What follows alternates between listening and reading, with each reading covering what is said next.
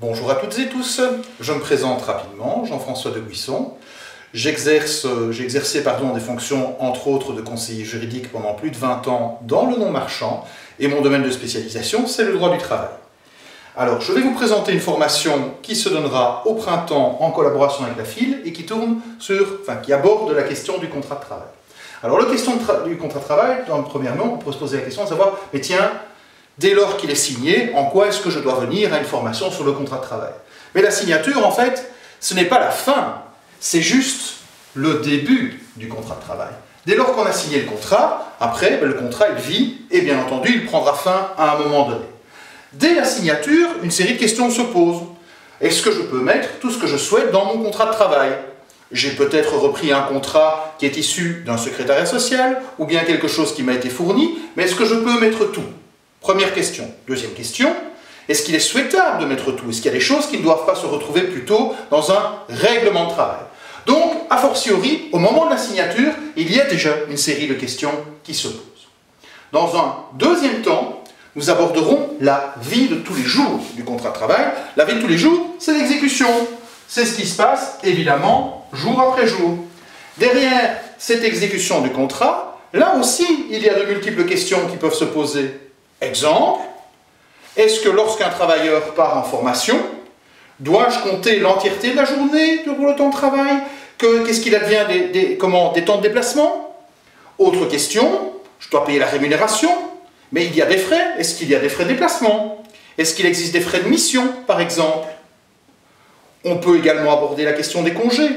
J'ai un travailleur qui demande à un moment donné pour pouvoir bénéficier d'un jour de vacances annuelles. Est-ce qu'il y a des délais? Est-ce que ça peut être posé, cette demande, quand on le souhaite? Je crois qu'on a tous été confrontés parfois à des situations où on nous met en tant qu'employeur, en tant que coordinateur, en face du fait accompli, et c'est très compliqué de gérer les choses. Autre question, par exemple, j'ai un travailleur qui, pour l'utilisation des transports en commun notamment, arrive 30 minutes plus tôt.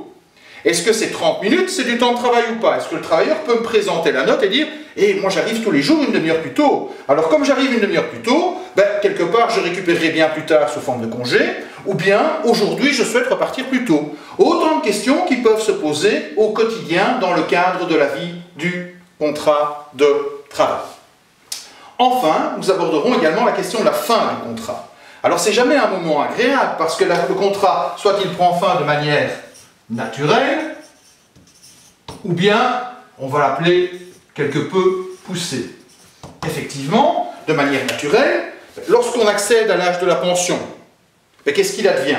Il y a beaucoup d'employeurs qui ignorent qu'en fin de compte, le contrat ne s'éteint pas comme ça, comme par magie. Non, pas du tout. L'employeur doit malgré tout licencier le travailleur lorsqu'il accède à la pension, ou bien il y a une rupture de commun accord qui permette au travailleur d'accéder à cette pension. Sinon, le travailleur reste à votre service et vous allez devoir le licencier pour mettre un terme à ce contrat. Et enfin, il y a l'hypothèse qui est la moins agréable, qui est celle où on doit procéder à un licenciement. Mais qui dit licenciement, dit évidemment la motivation du licenciement. On ne peut pas licencier pour n'importe quelle raison.